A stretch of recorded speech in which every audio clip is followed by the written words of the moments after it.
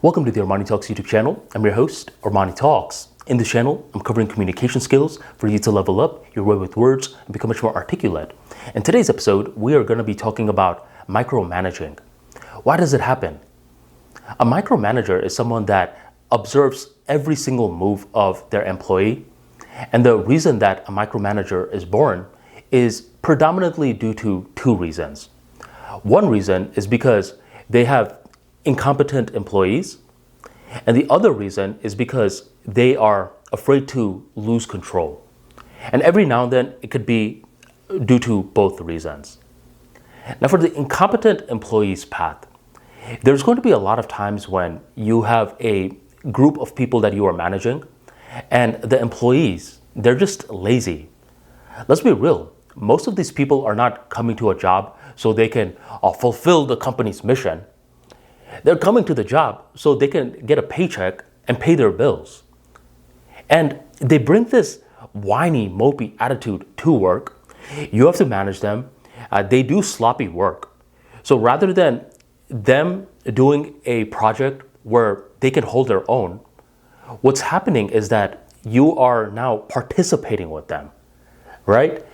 And you know how annoying that is? It's like, imagine you hire a plumber, and the plumber can only do 75% of the job, and you have to do the other 25%. But this guy still wants 100% of his paycheck. You're thinking, okay, wait, I'm over here paying you full amount for you not doing the full amount? That's how a lot of managers think with their employees. Employees, unfortunately, just keep delivering sloppy quality work. And in situations like this, the manager is forced into a micromanagement position. A lot of these managers, if you observe them from the beginning of their careers, they weren't like that. They were actually very calm.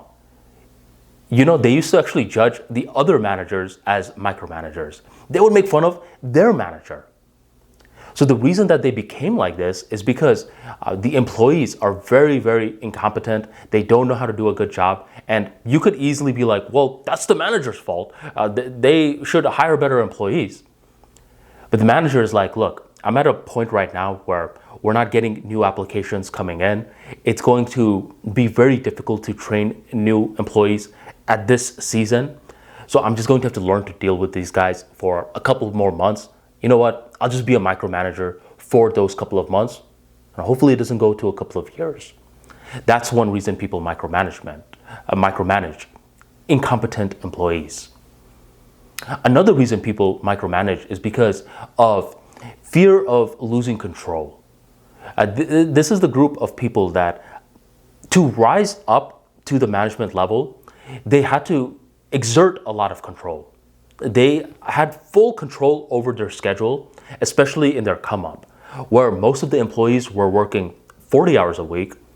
This guy was working 60 hours a week. Whenever his buddies were like, hey, do you want to come get a beer with us? He was able to control the conversation and say, no, I have to focus on my career, and I suggest you do the same. Whenever he wanted to have a meeting with someone that could give him an opportunity, he would control his time and set up a Google invite on that person's schedule. So to rise up to the management position, he had to exert a lot of control. And now, since he's all the way as a manager, he still has that sort of programming of how control is the only way to success.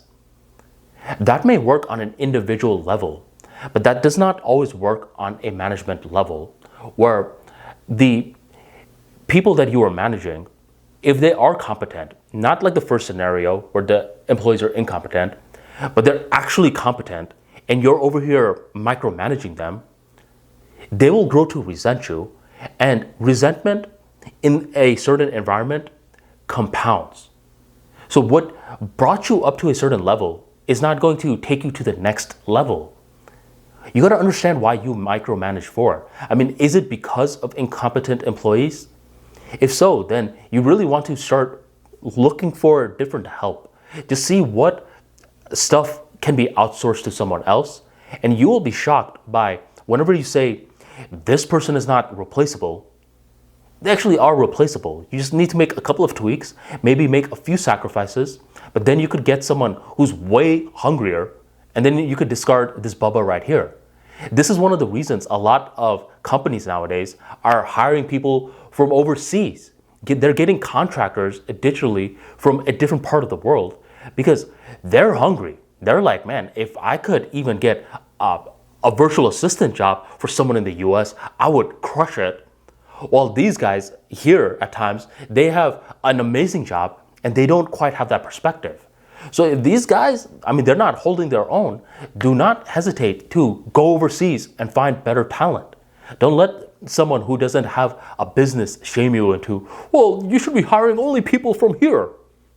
Only if they exert a competent behavior and they're willing to learn more. So that's for the incompetent side of micromanagement. The other side of letting go of control.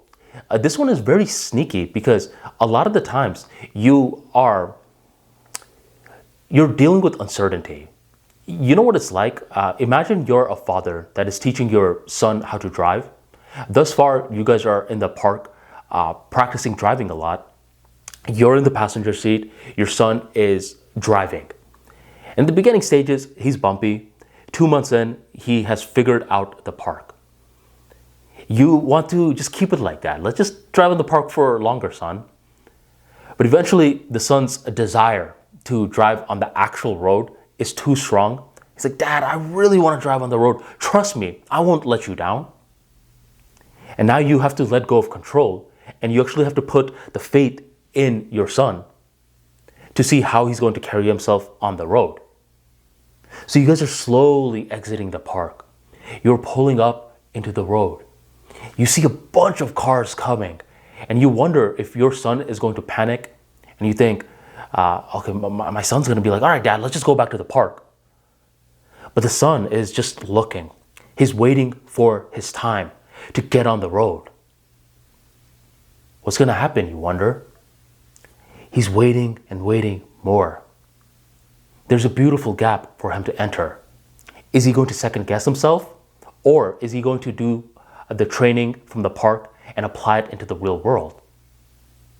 He does the latter. He smoothly goes on the road and he surprises you for the best. Now, could he have gotten into an accident? Could he have timed himself incorrectly and ruined your car? Of course. And whenever you're letting go of control with your employees, can they miss a crucial detail that costs you the project? Yes, it could happen. But that's sort of the game of letting go of control despite knowing the risks. It becomes a muscle. Eventually, once you do it once, let's say the project doesn't fail, the son doesn't get in a car accident, you feel a little bit more relief. You realize that these are sentient beings that can actually get the job done with or without you as long as the right processes are in there. And you just keep repeating this process, and eventually you're letting go of control and you're evolving to the next level. You could micromanage for so long before people just turn on you. So if you are a micromanager, learn to identify why you're doing it and eventually learn to resolve it.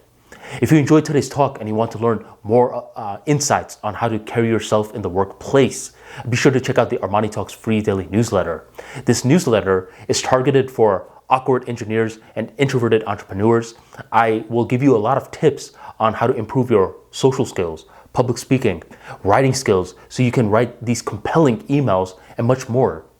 Join the tribe by checking out the link in the description box, the pinned comment, or go on ArmaniTalks.com/newsletter and sign up today. Thank you very much for joining the ArmaniTalks YouTube channel, and I will catch you next time.